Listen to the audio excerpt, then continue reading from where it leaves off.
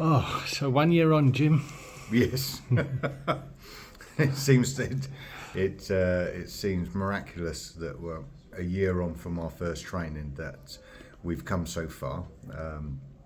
Those who did the training last year have just really grown. Our organisation has grown on the basis of the training Dave has delivered. We're much more confident dealing with people with addictions, whether it be drugs, alcohol or gambling, and it's been also a growth of individuals as well, and it's been a real benefit throughout. And I have no doubt from what I've witnessed this weekend of the training of this latest cohort that will continue, and it gives us more depth, it gives us more credibility, and also it gives us the ability to support those who really need it, who want to come out of addictions. So thank you. So what I've noticed the second time round is the students participants that you've chosen are of a much more courageous caliber. So Yes. the container moved to a place of deep learning very quickly.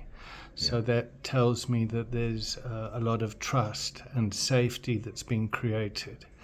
And so I want to commend you for that on your selection of the community peer mentors. Yeah. And I look forward to the continuous development. What could we be doing better as an organisation for you and your team? Oh, I'd be hard pushed to say, really. I mean, the support is there continuously, the websites and stuff like that, and the what I love is that the community is worldwide, that you're picking up advice and guidance and seeing new ways of working that, you know, even if you think, well, that might not necessarily work here, it still gives you an idea that you can perhaps manipulate to support others. So I think it's great that you're pulling all those strings together and having them in one place, because that's the way that community will continue to grow, and that's where it benefits us as much as anybody else. I just couldn't recommend it enough. I think the change in selection of people to do the training this time is because we knew what we would get out of it, and certainly the selection of people, as you would have seen, from a very much a lived experience background, gives them, they've grown so much in just 2 days that they now have the confidence to go out and support others, and also to change their lives, to make their lives better. So it's a win-win as far as I'm concerned. And how do you think this improves relationships between the community and the police? I think it builds a massive bridge in understanding and in confidence. That's one of the videos we have on our website, and the lady says, you just think the police are there to lock you up, and they're not. And the fact that the funding comes from the Police and Crime Commissioner, because she sees the benefit of treating people differently to achieve better results, rather than the same old do what you've always done and you get what you always get. That's that forward thinking, that problem solving, because this is a different way to deal with it, and we know it works, and it does benefit so many people. It's brilliant. How does it benefit the taxpayer?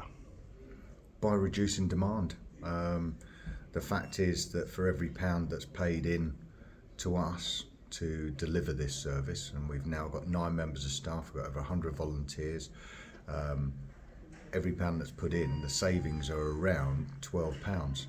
So, you know, that's a lot of money, because National Health, the police service, probation, social services aren't cheap. But this way it stops people feeling the need to use those services. But the other benefit for that is the benefit to that individual who no longer has to go into those services, who might feel that they're being judged and looked down upon. So the benefits all around for the whole of society are great, because those people then can engage better with the community, go out and get jobs, and then they start paying taxes. And again, every pound that comes in, we're saving £12, and there's not many organisations that can say that. Where's the evidence? We gather the evidence continuously. We look at engagements of people with the police or the National Health Service prior to their engagements with us, and we measure that throughout the whole of the time of the engagement, then plus 6 months after that they've moved on with their lives.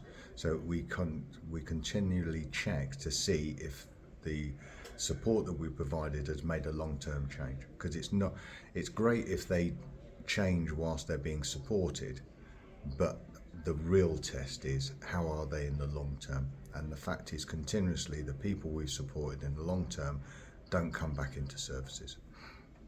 What question should I ask you now?